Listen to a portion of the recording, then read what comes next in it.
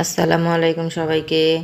আজকে আমরা রান্না করব শীতের পাঁচমিশালি সবজির সাথে চিংড়ি মাছ, কুমড়া বড়ি, টমেটো, ধনেপাতা দিয়ে একটা সবজির তরকারি।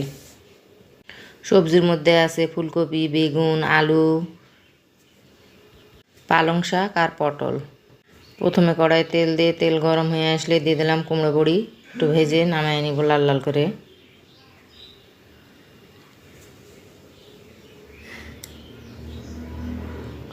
এই তো বড়িগুলো আমি ভাজছি,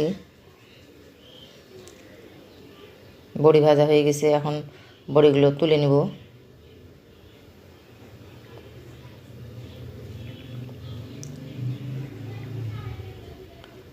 কড়ার মধ্যে আবার তেল দিয়ে দিয়ে দিলাম কাঁচামরিচ আর পেঁয়াজ। কাঁচামরিচ পেঁয়াজ বাদামি কালার হয়ে আসলে দিয়ে দিলাম আদা রসুন বাটা। ভালো করে নেড়েচেড়ে অল্প পরিমাণে পানি দিয়ে এর মধ্যে এখন দিয়ে দেবো গুঁড়া মশলা, হলুদের গুঁড়া, মরিচের গুঁড়া, ধনিয়ার গুঁড়া, জিরার গুঁড়া দিয়ে অল্প পরিমাণ পানি দিয়ে ওগুলোকে ভালো করে কষায় নেড়েচেড়ে নিলাম। তারপরে দিয়ে দিলাম চিংড়ি মাছ।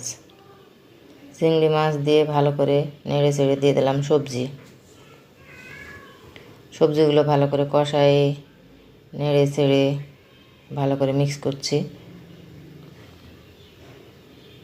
এরপরে দিয়ে দিলাম বড়ি। কুমড়ো বড়িগুলো একটু একসাথে না দিলে সিদ্ধ হতে চায় না, তাই এখন দিয়ে দিলাম আগেই। এই তো সবজি কষানো হয়ে গেছে, এখন পরিমাণ মতো পানি দিয়ে দিলাম।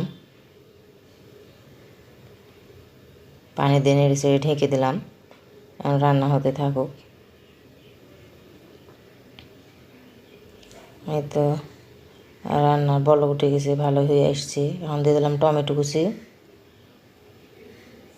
আর দিয়ে দিলাম ধনেপাতা কুচি।